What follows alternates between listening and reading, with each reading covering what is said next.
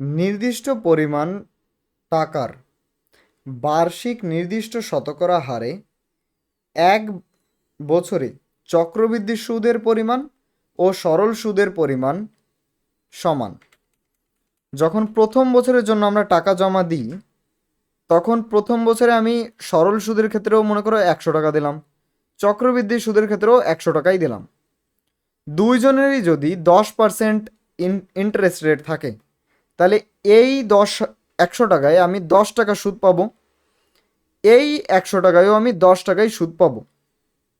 পরিবর্তনটা দ্বিতীয় বছর থেকে আসে।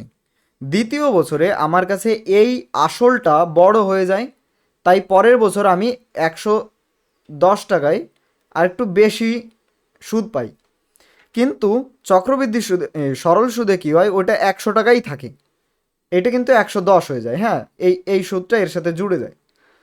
তো এবার কিন্তু আমি এইখানে আবারও সেই 10 টাকাই পাবো, কিন্তু এই ক্ষেত্রে আমি সেইখানে 11 টাকা পেয়ে যাব। তাহলে প্রথম বছরের যদি কথা বলি, শুধু প্রথম বছরে, তাহলে প্রথম বছরে দেখা যায় যে আমরা দুই ক্ষেত্রেই, চক্রবৃদ্ধি হোক বা সরল সুদ হোক, দুই ক্ষেত্রেই সমান পরিমাণ সুদ পাই। তো এইখানে আমি লিখে দেবো সমান।